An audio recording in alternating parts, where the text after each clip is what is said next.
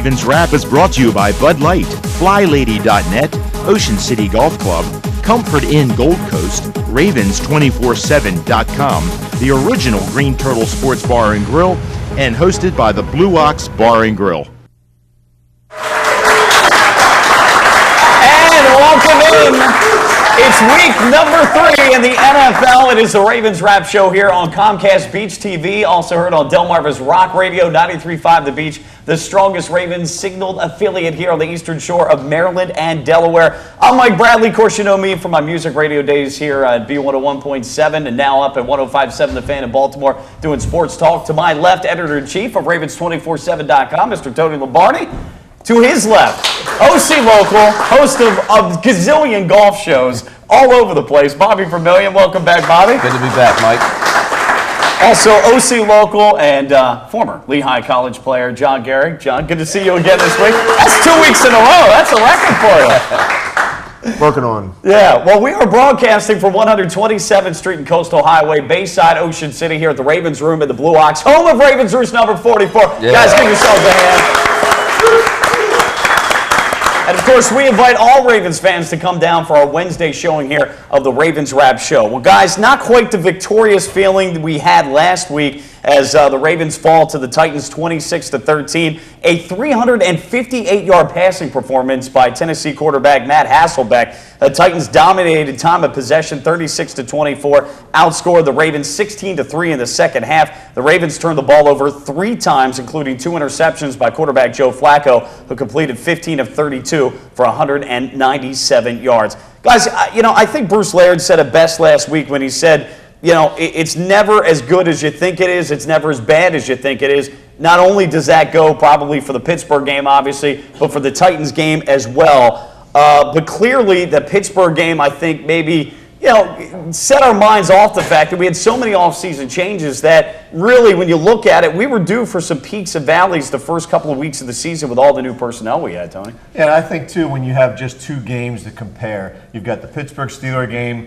where we were dominant, beat them up on both sides of the line of scrimmage, and then you got the Tennessee Titans game where the Ravens came out flat. So those are the 2 games you have to compare it to. It's not like you have this big body of work. Right now, you have to figure out which one of those Ravens teams is for real, and I guess we'll find out this week in St. Louis. Yeah, but I think it's safe to say none of us saw that coming last week. I mean, it was really disappointing to see a team that dominated and played so well in week 1 and come back in week 2. And if you're a really quality football team and you're looking to get better each week, and we thought the Ravens would improve each week, it's really disappointing as a fan to watch them play as flat and as bad as they did on every aspect of the game, whether it's offense, defense, special teams, and even the coaching staff. I know we're going to get into that a lot, but certainly they were flat. I was at the game, Mike, this week in Tennessee, and I will tell you there was a number of Ravens fans there. Obviously, it's very disappointing when you go on the road and the Ravens lose because it's not a whole lot of fun.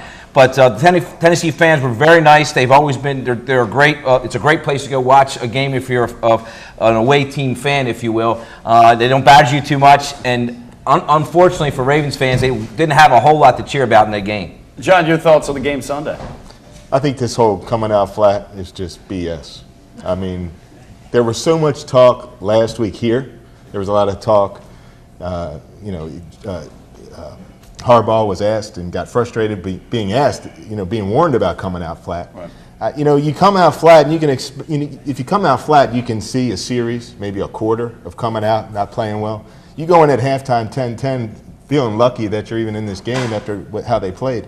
And then to just come out in the second half and put up 3 points, and a questionable 3 points at that. It's not coming out flat. We were either out prepared, out schemed, or just flat out beat. So I don't think it's a flat issue. I just think we got beat by a team that was better prepared, we were out schemed in this game.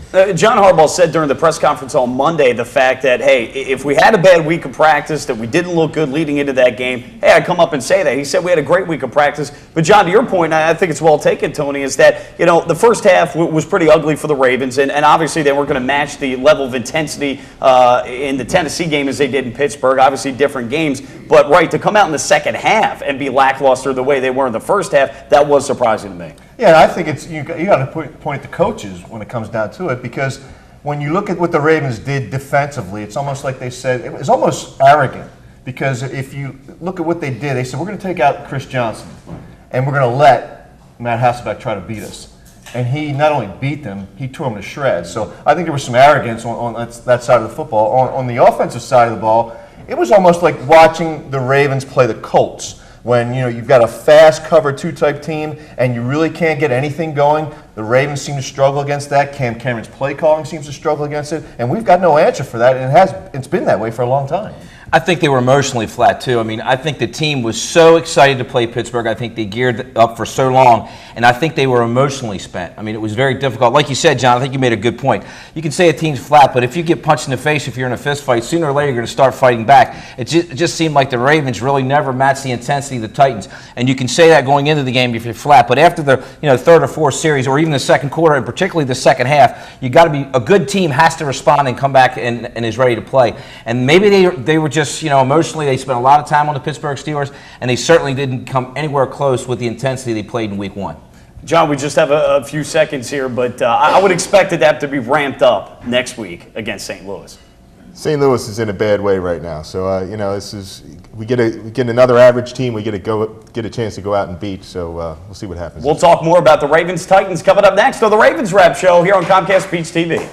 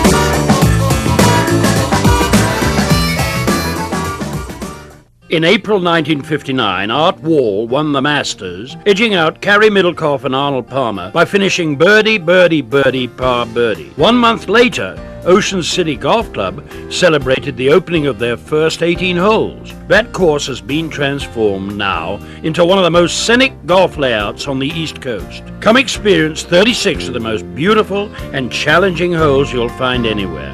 Ocean City Golf Club in Ocean City, Maryland. What's going on? We're giving Matt the NFL experience of a high-pressure field goal.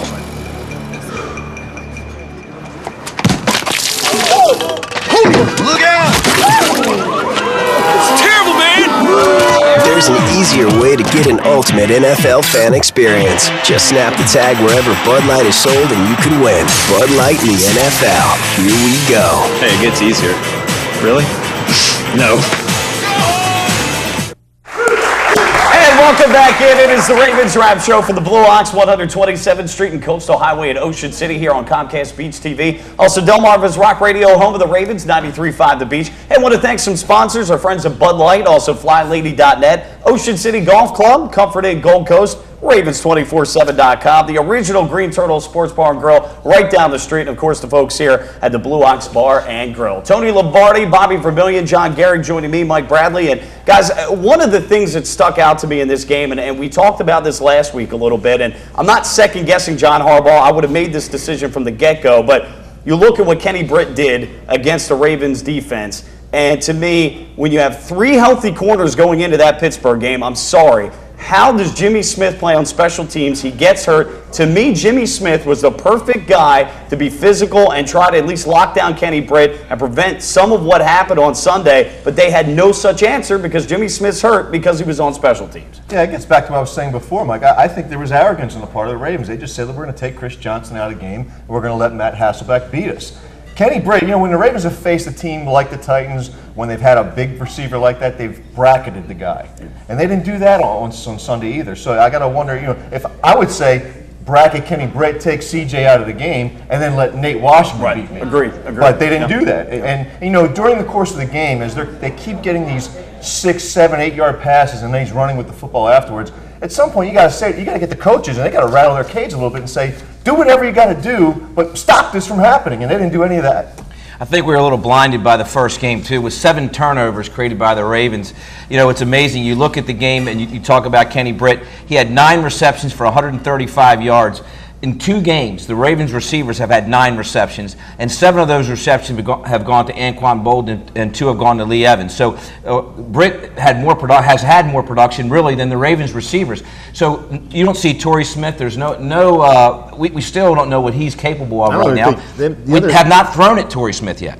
Don't even need to guard that guy. He just kind of wanders around, meanders around. He can't catch the ball. But what also we heard was David Reed came back this week, and really he was absent. Obviously, he got hurt. Right. But even in the first half, they never threw to David Reed either. So here's a situation where you got Matt Hasselbeck, a new quarterback in a new system with a new head coach, and you always hear about this chemistry. You know, we didn't have OTAs, we didn't have this or that. Well, Kenny Britt and Matt Hasselbeck never played together before, and that looked like Tom Brady and Randy Moss. Like I mean, so it was pitch and catch, and whether Jimmy Smith's in there or not, it was unacceptable for the Ravens defense to play the way they did. Well, I think they were prepared, and Matt Hasselbeck is a veteran, a pro, and if he sees an aggressive corner, and you can kind of, stutter step or make a stop move and go, and I mean, against our aggressive corners, he was open all day. And let's face it, we talked about this last week.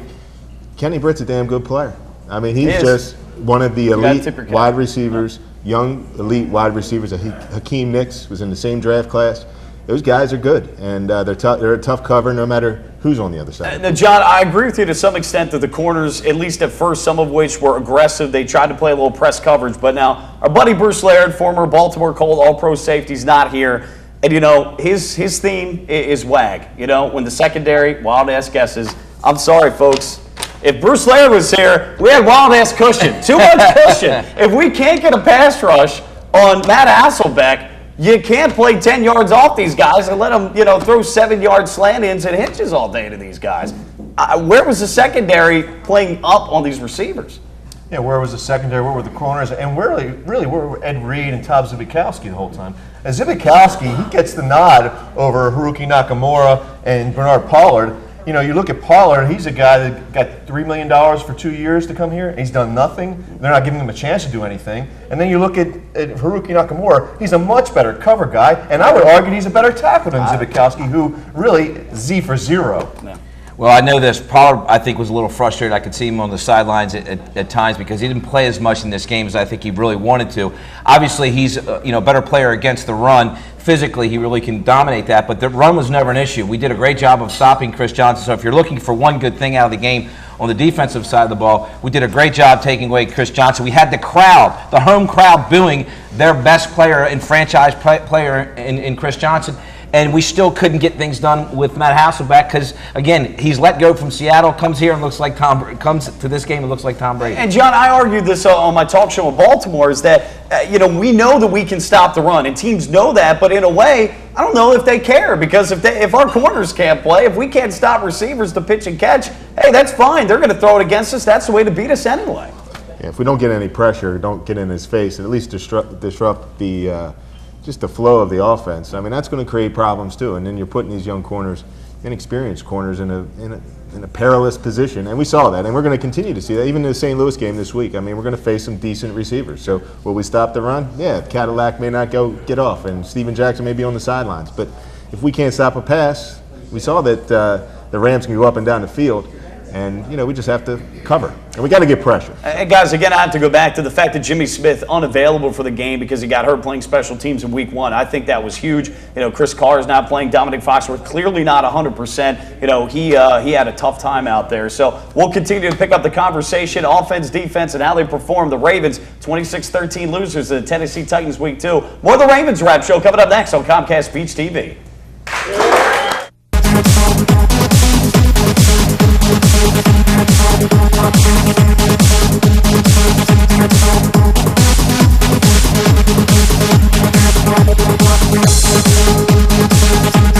Ravens Wrap is brought to you by Bud Light, FlyLady.net, Ocean City Golf Club, Comfort Inn Gold Coast, Ravens247.com, the original Green Turtle Sports Bar and Grill, and hosted by the Blue Ox Bar and Grill.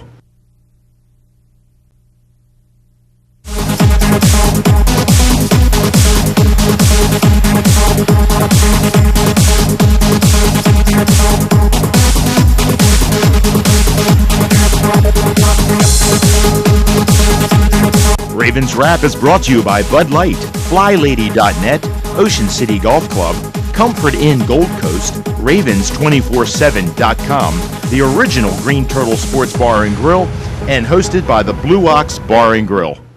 Welcome back into the Ravens Wrap Show for the Blue Ox, 127th Street and Coastal Highway in Ocean City here on Comcast Beach TV. Also in Delmarva's Rock Radio, home of the Ravens, 93.5 The Beach. Mike Bradley, Tony Lombardi, Bobby Vermillion, John Garrick joining us. Bruce Laird with the week off. And, hey, if he's going to pick a week to be off, I understand. And got to sit on the sidelines for this one. But again, with our buddy Bruce not here, I'm trying to take the place of Bruce. And, guys, we talked about the offensive line and the fact that we were shocked at how well they came together and gelled against Pittsburgh. But clearly against Tennessee, that was not the case. Now, Ben Grubbs started 61 straight games out with a toe injury. You can't discount that by any stretch of the imagination. Michael Orr, Bryant McKinnie had tough games. Again, as our buddy Bruce would say, offensive line production in week 2, Ungats, folks. Ungats had nothing. There was no running game, very little pass protection. Bobby, it was tough sledding on Sunday. It really was, and it gets back to kind of the things that are a little scary is some of the things that we saw last year. And that is if you can stop the Ravens running game, you put them in an awkward situation. And we weren't able to run the football with Ray Rice, and that forced us to put the ball in the air, and Flacco was getting a little bit of pressure. Receivers weren't coming clear, and our offense wasn't productive at all. It was amazing. We talked about this going into the first game of the year. The definition of insanity is repeating the same behavior and expecting a different result. Well, they didn't change their offense. They never went to a no huddle. They didn't try to speed the flow up. A few times they went to the shotgun and went 4 or 5 wide. But pretty much the whole game, they tried to stick with their base offense, and it just wasn't working. And obviously, Flacco didn't throw the ball around. We talked about it earlier. Torrey Smith, not a catch. David Reed, not a factor. The 2 tight ends who had great games against Pittsburgh, not a factor in the game, and the offensive line couldn't run block. So if that happens, you're in some trouble. And John, against cover 2, you would think that the tight ends would be a big factor, pressing the middle of the field, splitting those 2 deep safeties, making them choose one way or the other. Where were they?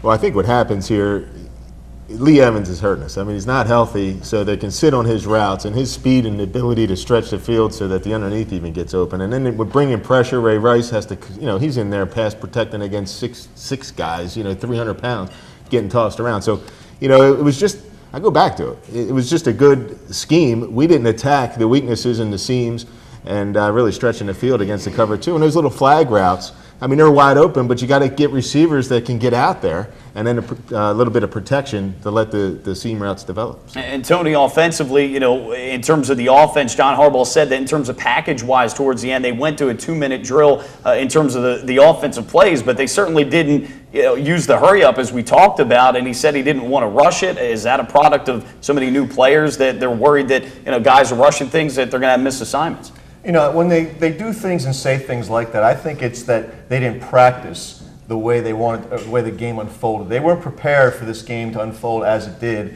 And when you're not prepared and you don't prepare that way in practice, you can't execute on game day. These Pittsburgh Steelers, they bring a level of familiarity to the Ravens, and the Ravens really know that team. So when the defensive line of the Titans is stunting up front, and you got one of your main links in that chain, Ben Grubbs, out, I think that creates problems. There's communication issues. Bryant McKinnie looked like he aged 5 years in 1 week. And Michael Orr, it's your mark, get set, go. Down, set, hike. How many times is he going to jump offside? So you keep backing up instead of moving forward, and all those things. It's just a rhythmic thing on that offense, and it happens time and time again with the same defensive scheme that they face, a fast cover 2. And Tony, you're right, and we've talked about this for years. At some point, Joe needs to take over. At some point, he just needs to get a little bit of tempo going. He needs to get the guys out of the huddle. He needs to create a little urgency. He needs to slap the guys in the helmet a little bit and say, let's go, take control and take charge. He looked so cool and calm against the Steelers, and then we're walking up to the line of scrimmage, taking delay of game penalties at critical times of the game. I mean, there's just a lack of urgency in everything, including calling the plays and getting out of the huddle. Bobby, down 14. Okay, you decide to kick the field goal there. Now, John Harbaugh says 4th and 11. The odds are you're not going to get the score there, that we're going to go ahead and get the 3. But I can take that if your defense is shutting down Tennessee and there's more time in the game. Defense wasn't stopping anybody. I think 6 of the last 7 possessions Tennessee scored. So I don't know how John Harbaugh could explain that.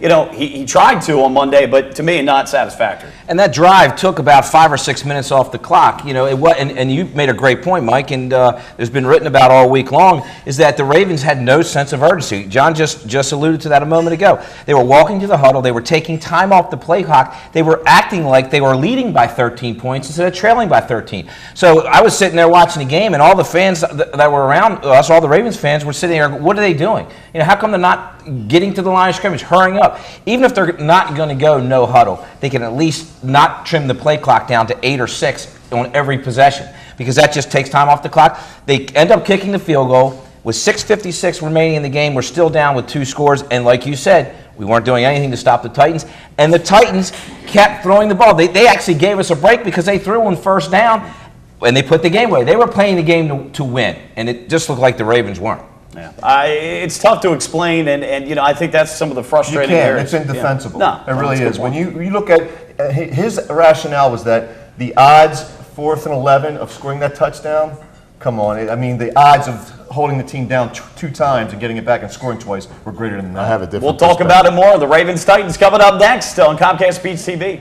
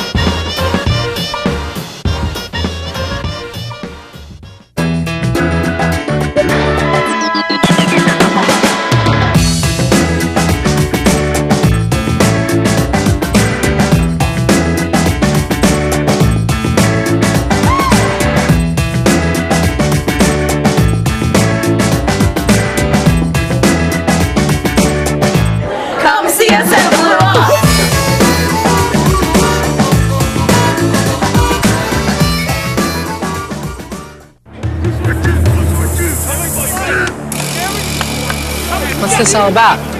We're giving Rich the NFL experience of a goal line dive. Really?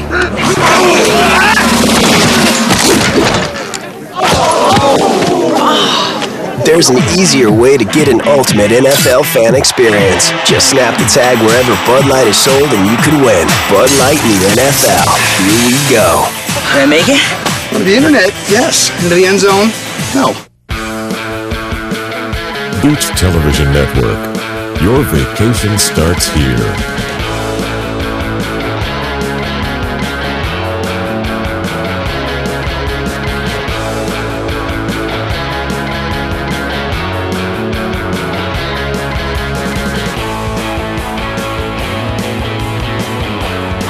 Thank you for watching Beach Television Network.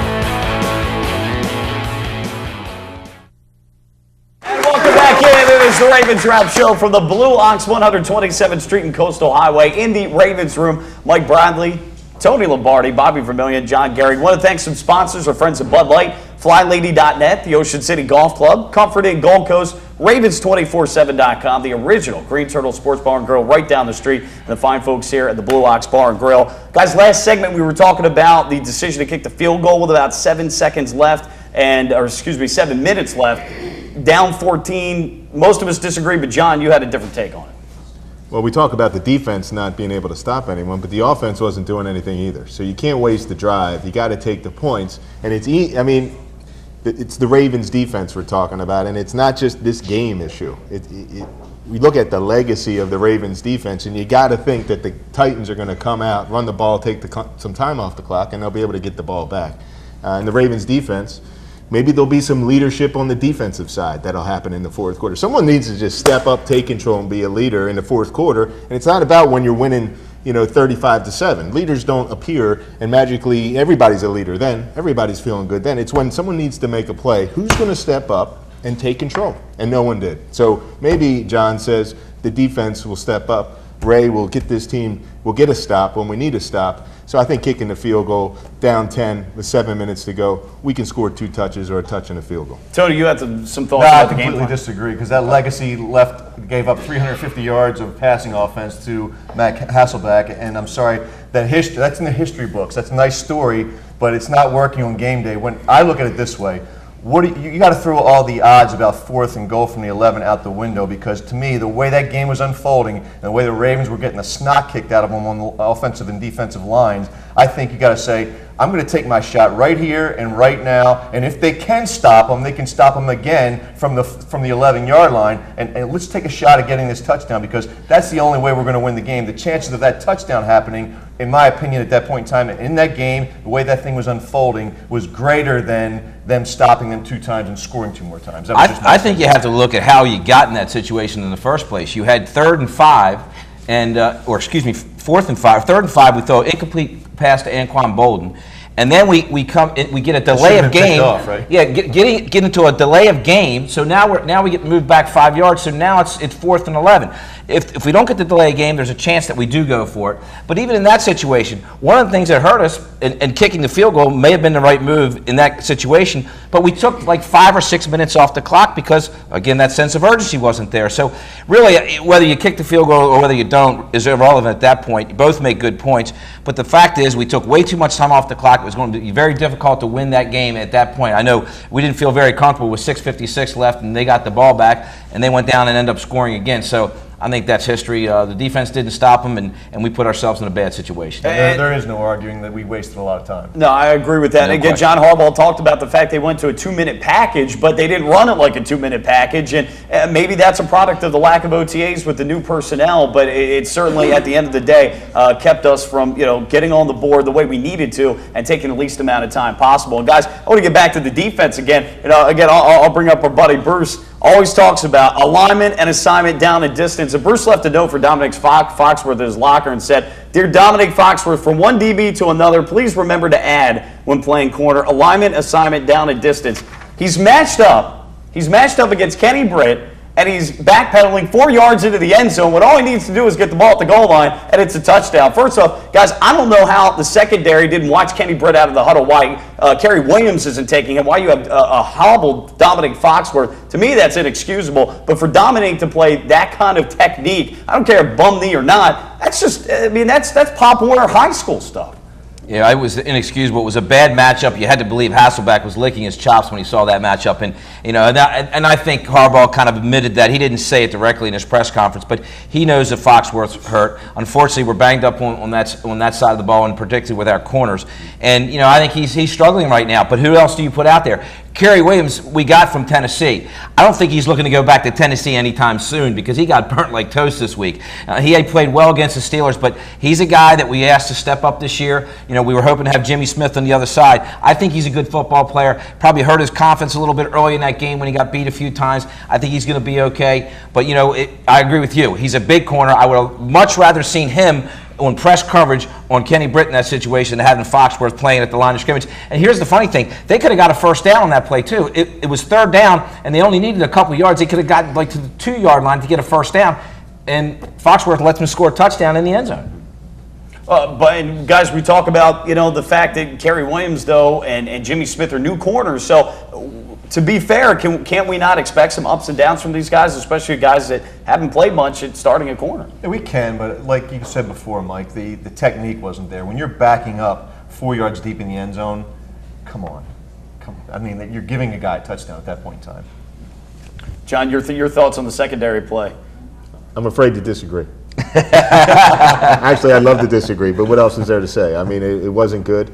We didn't get the pressure. We got no help. Nobody else stepped up to help the secondary. I thought we were just out schemed. And any of us that have played ball, sometimes we have the better team, the better personnel, and you just get beat. There's nothing we can do. The other team's just hot. So I think that's what happened. No need to panic. I guess to be fair, switching back to the offensive side of the ball, to be fair to Cam Cameron, the line play just wasn't there.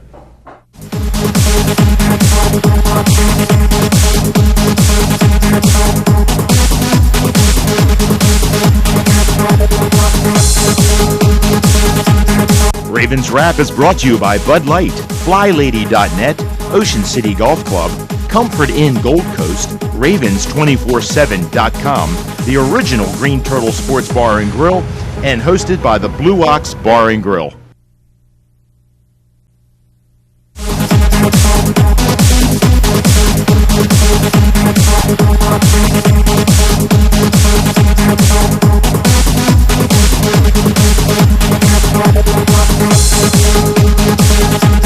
Ravens Wrap is brought to you by Bud Light, FlyLady.net, Ocean City Golf Club, Comfort Inn Gold Coast, Ravens247.com, the original Green Turtle Sports Bar and Grill, and hosted by the Blue Ox Bar and Grill.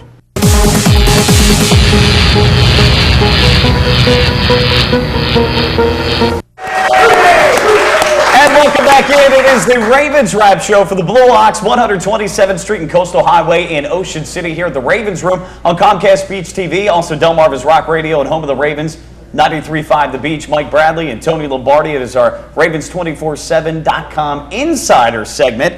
And Tony, big news this week. Haloti Ngata reaches a deal on Tuesday with the Ravens, a 5-year deal. Give us the breakdown on the deal and what this does financially for the Ravens. And then where do they go from here? Because you got Joe Flacco and Ray Rice who need contract extensions. Break it down for us. Well, what happened about a month ago, I was told that the Ravens were close to Haloti Ngata's deal. 6 years, $72 million, 35 to 40 of it guaranteed. And I was told it was pretty much a done deal, but then a month went by, even more than a month, Mike. And then finally yesterday at the deadline, which is kind of like the Ravens' MO these days, to wait till the deadline. Like the Orioles here, down to the last second. They get it done, 5 years, $61 million, $40 million of it guaranteed. Haloti Ngata is going to make $27.1 million in 2011. I have no idea how he's going to get by on that little bit of money. Gas prices what they are these days. I mean, come on. He's got to get back and forth to the stadium. He's got a new kid to feed. How's he going to get by? But no, all kidding aside, what that deal did is it freed up $5.4 million in cap space. And you talked about what might the Ravens do with that cap space. Will they look to extend Joe Flacco or Ray Rice or perhaps Ben Grubbs? Let's talk about those three if we can, real quickly. Ray Rice, I think, is a guy who's going to be targeted as a franchise player in 2012. Because when you look around the league, you look at guys that maybe they're going to compare him to, or at least his agent's going to compare him to, Adrian Peterson and Chris Johnson, and the kind of deals that they got. We all know that the NFL life of an NFL back isn't real long, so that's a risky proposition.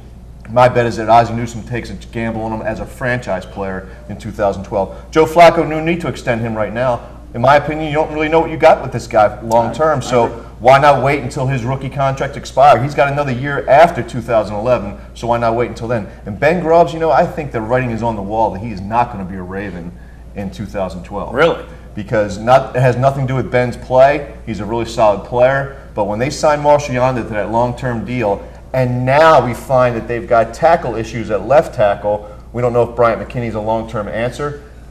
Michael Orr is not the long-term answer. They admitted that so much by moving him to right tackle. Now you've got a logjam at right tackle with Ja Reed and Michael Orr, so they've got a left tackle to address. I think what they're going to do is find a player like Marshall Yanda in the draft, a second, third-round guy from one of those conferences like where he played at Iowa, and plug him into the left guard position next year. So I think Ben Grubbs has probably played his last down when this season's over. Really, that's very interesting. Next year we're going to be looking at left tackle, left guard, and center all being drafted by the Baltimore Ravens. Well, with the money that's freed up, Tony, this week we know Lee Evans not 100%, Dominic Foxworth is not 100%, and John Harbaugh said I may just have to sit these guys down until they're healthy. With there being money out there, is there any chance of the Ravens making any deals for a corner, for a wide receiver? And if not, what maneuvering within the roster are they going to do?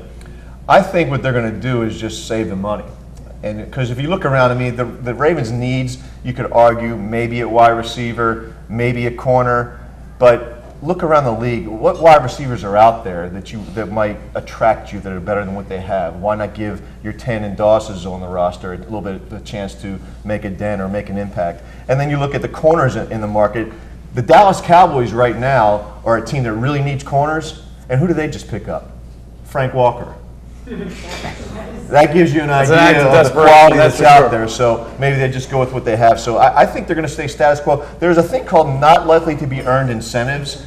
that the Ravens, for instance, they can say to Morgan Cox, we're going to give you this incentive money if you score 6 touchdowns this year. Now, Morgan Cox is the long snapper, so we know that's not going to happen, but it's money that they can put into the salary cap this year, which is then unearned that they can carry forward next year to be used as a credit and really expand their cap in the future. Some quick rapid fire. David Reed out for the next 3 weeks. He was hurt last year. Are the Ravens, I know it's early, but are they concerned that they've got another Demetrius Williams on their hands?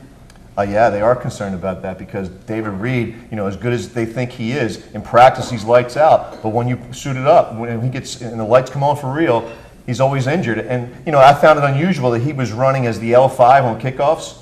Right next to the kicker. Right. He's a little bit too small for doing that. I think that's what had happened is AC separation. I don't know what the Ravens are doing with their guys on special teams, but they're not doing a good job with it. All right, this coming Sunday, Sergio Kindle, Shockey Brown, Tandon Doss. Are we going to see any of these guys suit up Sunday? I think Shockey Brown could get a start, but there is some talk that Chris Carr may be a go this week. And if Chris Carr is a go, I think Shockey stays as an inactive for this Sunday's game against the St. Louis Rams. Okay, a couple of things quickly that you could tell us insider-wise that we're not going to hear anywhere else. Well, I think I let the cat out of the bag. I think you did with Ben Grubbs. So, yep. Ben's a good player. He's really thought of, and obviously we missed him last week. He's got this toe injury he's suffering with right now, and he might not even go against the Rams. So we'll see what happens there. But Ben Grubbs is a guy I think because of the contract Marchionne signed, as I said before, I don't think he's a Raven in 2012.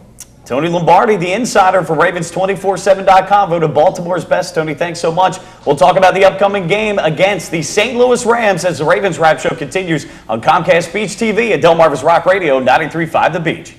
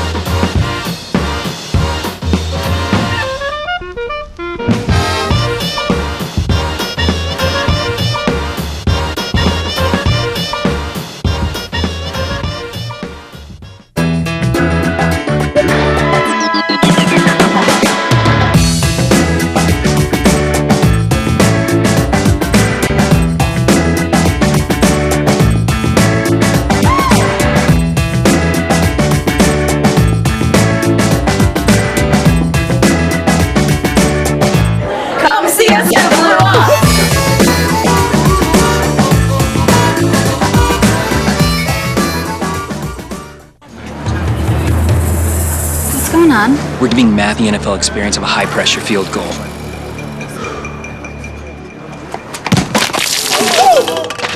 Look out! It's terrible, man! There's an easier way to get an ultimate NFL fan experience. Just snap the tag wherever Bud Light is sold and you can win. Bud Light in the NFL. Here we go. Hey, it gets easier. Really? No. Beach Television Network. Your vacation starts here.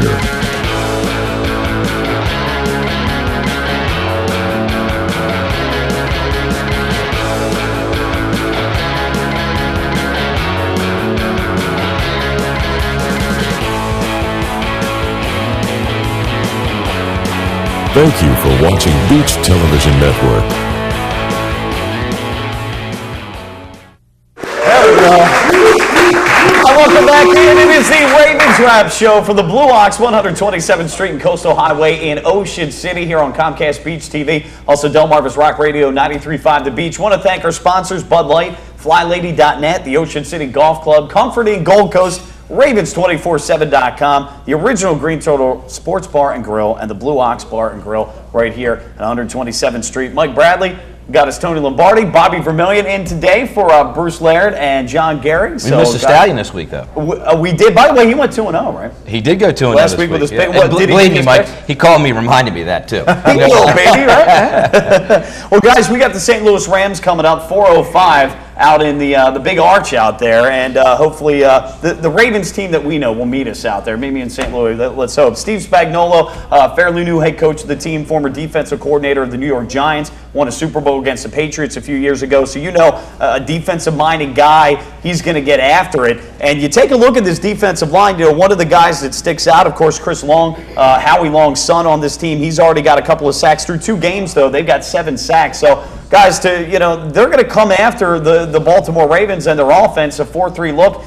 You're going to see multiple blitz schemes, and that offensive line, Tony, is going to be put to work here Sunday. Yeah, they need to be prepared. They need to scout this team very heavily and figure out where those blitzes are coming from.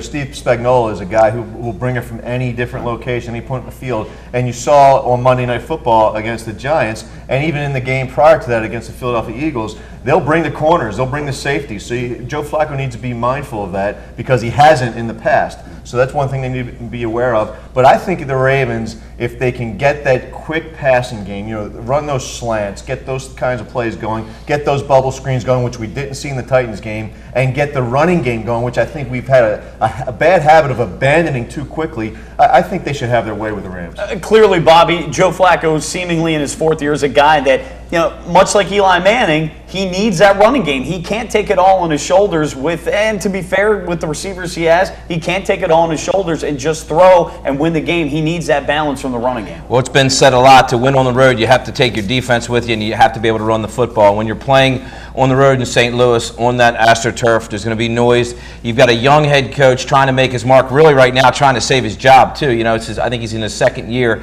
And, that's a team that played pretty decent last year, had a lot of expectations going into the season, and he doesn't want to get off to an awful start. He's got a football team in the Baltimore Ravens coming in, and if they could beat the Ravens, that would certainly make a statement for that franchise. But I agree with you. The Ravens have to get back to being able to run the football. If they're not able to do it there, it's going to be some trouble because so far, again, we're only in week 3, but in week 2, it really hurt me that we didn't see Cam Cameron have a lot of confidence in Joe Flacco. We heard it all during the offseason. Hey, we're going to put the ball in Joe's hand this year. Joe's going to have a bigger role. Well, I thought against the Tennessee Titans that was the perfect opportunity for the Ravens to put the ball in Joe Flacco's hand. They didn't do it last week. Let's see if it's needed this week in St. Louis. If the Ravens get behind, let's see how they react and how they play. John, the question's going to be, though, with Lee Evans, who may not play, or if he does, not 100%. David Reed's out. Torrey Smith, your other vertical threat, it's not done much as a rookie. Tandon Doss may play, but, can they do that? And again, we got to get Dixon and Pitt involved there. As a former tight end yourself, these guys are talented. Joe Flacco's going to need those guys. They need Ray Rice. He's the best player on the field. The Rams give up 135 yards or so rushing every game. So really going to have to get him going, 40 yards rushing and the limited touches, get him going in the passing game. He's a volume back. Sure. He's a volume type guy. And it's like an offensive lineman. You need to keep pounding, and get in the groove. So you get him going. Of course, the Rams know that. So they're going to do everything they can to stop Ray Rice. So the tight ends mixing it up, and we really need to see where the matchups are and exploit the matchups. And a lot of that is on Joe's in his head. Really, he needs to see and identify what's going on and make the right read. Well, I tell you what, if I'm Ray Rice, I'm very happy with Cam Cameron and Joe Flacco because he's made them a lot of money in the last 2 years.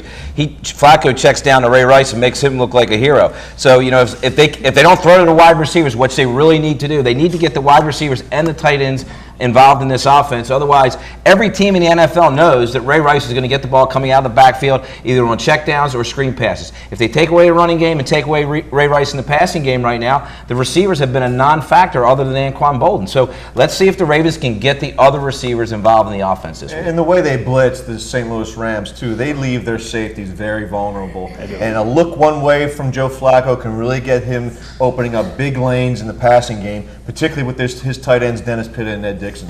We saw the New York Giants get blitzed a lot. Now, Eli Manning was successful against it. When he was blitzed by 5 guys or more, he completed 57% of his passes on Monday night. Now, St. Louis was unable to score touchdowns in the red zone, so that's why New York won the game a little bit bigger margin. But New York was able to capitalize on that. We'll see if we can do that. Again, we talk about being a passing league, guys, but with the receivers being hurt, we need that running game. As you point out, though, Ray Rice is the target. If you shut him down, you don't have vertical threats out by Anquan Bolden now, you're going to be in trouble. And Chris Long, Fred Robbins, Justin Bannon, James Hall may not be household names to you, but they're pretty good guys and got some pretty good linebackers there as well. So we'll see how it all turns out on Sunday. But it's going to be an uphill battle for this offense, no doubt. Coming up, we're going to talk about the Ravens defense against St. Louis's offense. We'll also give our predictions coming up in a little bit as well. It's the Ravens Wrap Show here on Comcast Beach TV and 93.5 The Beach. More to come next.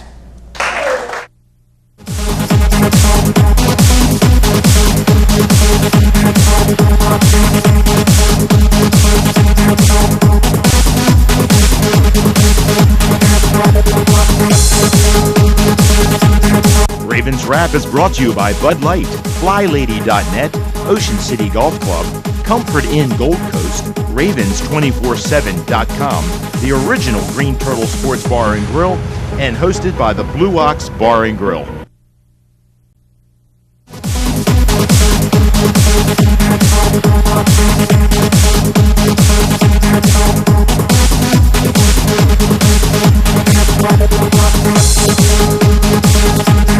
Ravens Wrap is brought to you by Bud Light, FlyLady.net, Ocean City Golf Club, Comfort Inn Gold Coast, Ravens247.com, the original Green Turtle Sports Bar and Grill, and hosted by the Blue Ox Bar and Grill.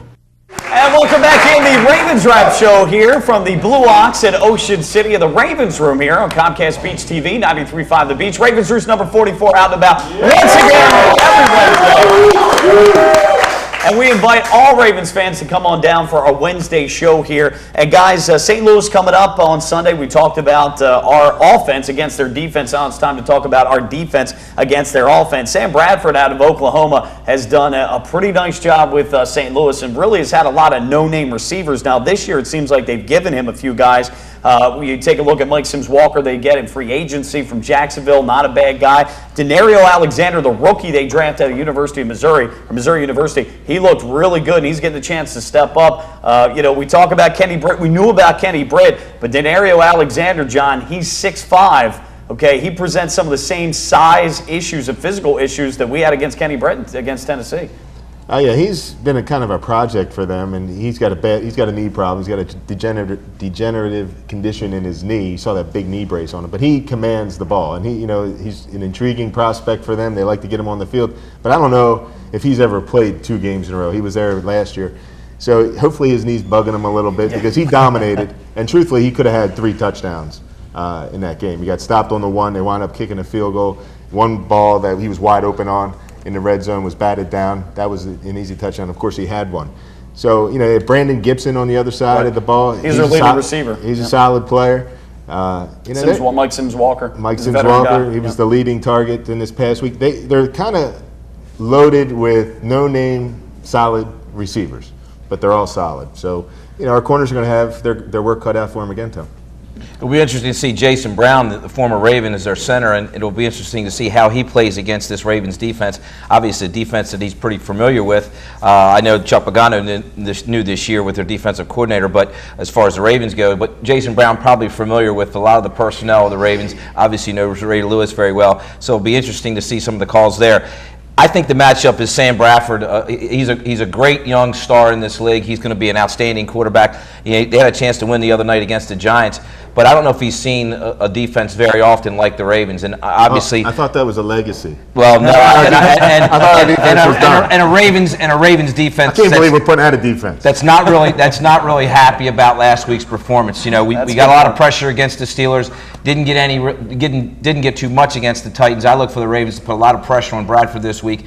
Blitz a lot more than he did last week against Hasselbeck, the veteran, and it really creates some turnovers because, as we've seen, turnovers are the key. If this team can create turnovers, it makes the offense and defense a lot better, and I think that's what needs to happen this week. Yeah, I agree with Bobby, too. When you look at who the Rams have faced so far, they faced the Philadelphia Eagles, and the Philadelphia Eagles, as we saw when they played the Atlanta Falcons on Sunday night, their defense is not up to snuff right now either. And then the Giants, that defense has been obliterated with injuries, and they still struggled in the red zone against the New York Giants. So I think they're going to see a brand of a legacy of a defense that's a little bit stronger than what they faced before. And Sam Bradford, the important thing I think for the Ravens defense is not to let him get into a rhythm. he's going to run that no-huddle offense, and that sometimes has been an Achilles heel to the Ravens defense. So I think you got to disrupt that rhythm and get him off his stride a little bit. Yeah, and to your point, Tony, I mean, you saw the Giants bring a lot of blitz right up the gut, and that's the way to disrupt a young quarterback like that. So, I mean, we're going to need to create some havoc and get a little more aggressive in our defensive scheme. So, Ravens have to really consider this game as almost a must-win desperation type game. You know what I mean? We lose to the Titans and the Rams and then come home against the Jets. We got to think, who the hell are we? So the Ravens have to pull out some stops here. And I wouldn't be surprised if Harbaugh a little edgy in his press conferences. He's in some people's faces and treating people, roughing some people up here. Roughing some of the coaches and the players up. Well, something I think that helps the Ravens offensive coordinator Josh McDaniels, former New England offensive coordinator, a guy that we've seen a few times in the last couple of years. So we kind of know the scheme. We have some understanding of that. Guys, a stat though going back to last year, Sam Bradford is the worst quarterback in the NFL when under duress, completing 28.6% of his passes. And the other night against the New York Giants, again, when they rushed 5 or more, he was about 43%, about 15% less than what Eli Manning was doing. So clearly, though, when Bradford has time, he's a pretty good quarterback, can put it in some tight spots, throws a good ball, but under duress, not so good. So it's going to be incumbent, again, opposite Terrell Suggs, Tony. We got to get somebody else, whether it's Kruger or Kindle, whoever's active. We got to get to it and get after it. Yeah, I think John brings up a good point, too. You got to come up the gut against him because that gets him disrupted. Because when he's able to step into his throw and plant, he really throws a good ball. But when he's disrupted up the middle, I think the 28.6% rears his ugly head. And, he throws a lot of those bubble screens to the outside. Absolutely. And, with pressure up the middle, that puts the corners, he threw a lateral, which ended up being a touchdown from the New York Giants. So I think the gut pressure, and I don't think it should be Ray Lewis. I think it should be somebody else because Ray Lewis, to me, is a bad blitzer. It also puts the corners, though, out there on an island to make plays. We'll see what happens with that. Guys, also Steven Jackson, questionable for this game. I think their approach is to come out and throw the ball anyway, but with him being out, certainly that helps out. But Cadillac Williams, a serviceable backup. So we'll find out what happens. We'll continue more of our analysis of the Ravens and the St. Louis Rams, 4:05 out in St. Louis on Sunday here on Ravens Wrap Show on Comcast Beach TV and 93.5 The Beach.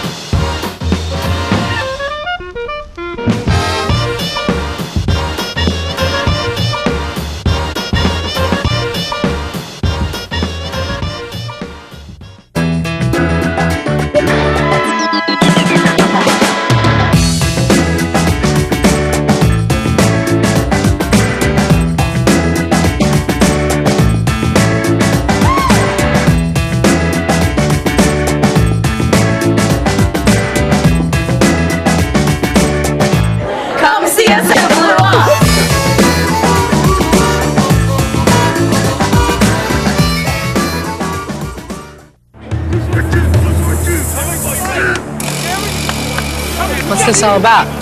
We're giving Rich the NFL experience of a goal line dive. Really?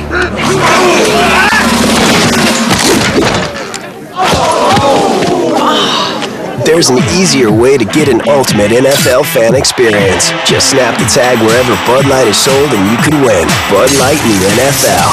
Here we go. Can I make it? On the internet, yes. Into the end zone, no. Beach Television Network. Your vacation starts here.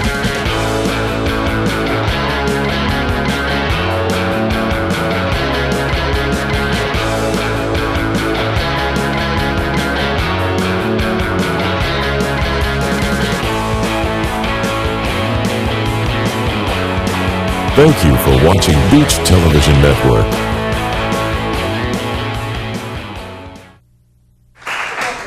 And welcome back in. It is the Ravens Wrap Show here from the Ravens Room at the Blue Ox, 127th Street and Coastal Highway in Ocean City on Comcast Beach TV and Delmarva's Rock Radio, home of the Ravens, 93.5 The Beach. I want to thank our sponsors, Bud Light, FlyLady.net, the Ocean City Golf Club, also Comfort Inn Gold Coast, who sent me a nice email this week. They love the show. Appreciate you guys. You're a long-time loyal sponsor. Wow. Yeah, maybe they like me a little bit better than you. I guess so. Yeah. Ravens247.com. What? Will you send me an email? Sure, I'll forward it to you. The original Green Turtle Sports Bar and Grill and the Blue Ox Bar and Grill. Mike Bradley, Tony Lombardi, Bobby Vermillion, and John Garrett. Guys, the Ravens and the Rams coming up Sunday, 4:05 out in St. Louis at, what is that, some financial stadium field. I can't keep Edward up. Jones. Edward Jones. Okay, there we go. So, the former Raven. They named the dome after him. Okay, there you go. There you go. That was Edgar. Yeah. Think of that. The Ravens 1-1. I'm sorry. The Ravens 1-1. The St. Louis Rams 0-2, coming off losses to the Philadelphia Eagles and the New York Giants, a couple of NFC East foes. I guess one of the concerns, guys, though, is Ravens are 1-1. John, you talked about it last segment. Clearly, though, it's an important game for the Ravens. You don't want to start out 1-2 and then have the Jets, even though it's at home, have a tough Jets team come to town. At the same time, though, guys, got to be a little bit nervous. Hey, St. Louis, they're 0-2. Their backs are against the wall. You know you're going to get the best out of them come Sunday. This isn't any letdown game for the Rams, Tony. No, and they're playing at home, and there's a sense of desperation. But sometimes you can use that desperation against the team. They might be a little too amped up, and sometimes if they're over-aggressive, you can use that in terms of play fakes and play action and use that against them. So I think there's a way to take that aggressiveness and make it turn into points for the Ravens. I think they have to get off to a great start. I mean, Bruce alluded to this in Week 1 against the Pittsburgh Steelers. I think it's really important on the road to get off to a fast start. And if the Ravens can do that, I think it's going to help. If St. Louis gets the ball first, if the Ravens can get 3 and out, and the offense can get some momentum, and Flacco has some success with Ray Rice and maybe throwing the ball to some receivers, and we get on the board early, I think the Ravens will have a lot of success. If they get behind in this game, I think they're going to struggle a little bit. So I think this game's going to be a lot closer than people may think. I think the line's about 3.5 right now, and the Ravens are favored. So I think it's going to be a tight game, and it's going to be a tough out for the Ravens. John, what you got? Blowout. The Ravens are going to come back. You know, we had the Super Bowl trophy. Lombardi Trophy replica was here last week. All right, this week and we lost. This week, no one's buying their playoff tickets. You know what I mean? You know, we all fell off the wagon. So, you know, again, you play sports long enough, you're going to get beat by a team that shouldn't beat you. Just the way it goes. Ravens come out this week.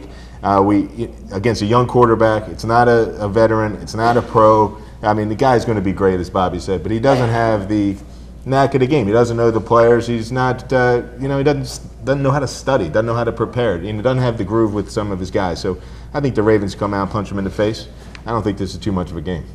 Well, certainly a concern. You get to the offensive line, guys. You know, if Ben Grubbs misses a second straight game, if Matt Burke, who we know at least hasn't practiced parts of this week, maybe that's being preventative, proactive, whatever, what have you. You know, if he doesn't play, then you're looking at, you know, guys like Mark LaVore and Andre Gerard getting his first start, their first start. Again, you've got a line in flux, Tony. It's a little bit of a concern in a dome, a loud dome at that, on the road. Well, that was the point I was going to make, Mike, because when you play in a dome, those line calls are really key. You've got to have your idiosyncrasies in sync, and you've got to be able to coordinate with each other without a word being spoken. And when that dome gets, as Bobby was saying before, if they don't get off to a fast start, that dome's going to get crazy, and if it does, it's going to make it really hard to make those line calls, particularly if Garrard is making his first start. Hey, look, if it goes bad, just fake a couple injuries, lay on the field a little bit, and we'll be all right. We'll get our bearings back. You know, there's been some talk too that the Titans picked up our cadence last week and was jumping our count. And you know, I don't know if you noticed it during the game, but Yanda was looking back and he was making some of the calls on the offensive line, and then he would look back, and as soon as he would look back, it seemed like Tennessee was getting a great jump. So I don't know if that happened last week. This is my point. If that's the case, then Flacco needs to change the cadence. My point was Yanda was making the calls, turning around as a guard. Now, he's not the center. The guard's turning around, looking at the quarterback, turns around, and then the ball was snapped. And it appeared, if you watch it, the Titans got some really, really good jumps. It's a setup for this week, because he's going to do it this week, and they're all going to jump on sides. Well, it didn't work last week. That's for sure. Let's hope so. Well, okay, John, go ahead. How do you see this thing breaking down? Well, what are we doing here? Are we doing predictions? We're doing predictions. You say blowout. You say blowout. Wags. And the wags, right? I think the defense scores. That's my wag. Defense shows up, scores a touchdown this week. I think I'm going to go 34-17. We'll double them up. All right, Bobby, what's your wag? And my wag is that Sergio Kindle dresses for the first time as a Baltimore Raven and gets some playing time in this game. I think he needs to be in the game. I think Kruger's not as athletic as Kendall. I think he'll put more pressure on the quarterback. I think the Ravens win this game. I'm a little concerned with the matchups because I don't think Steven Jackson will even be a factor. I think they're going to go after our corners just like Tennessee did, and that's how you beat the Ravens. But I like the Ravens 23-20. Cundiff kicks a field goal to win the game. 15 seconds, 20 seconds. Okay, well then my wag is going to be that Torrey Smith actually catches a pass this week. It's still mine. The Ravens win 20-16. Guys, I agree. I think it's going to be a very close game here. On the road, you can't take any of these teams for granted. There's a ton of parity. I like the Ravens 24-20. For John Gehrig, Bobby Vermillion, Tony Lombardi, I'm Mike Bradley. The Ravens and the Rams coming up. Go Ravens. We'll catch you next week. The Ravens Wrap Show on Cocktail Speech TV and 93.5 The Booth.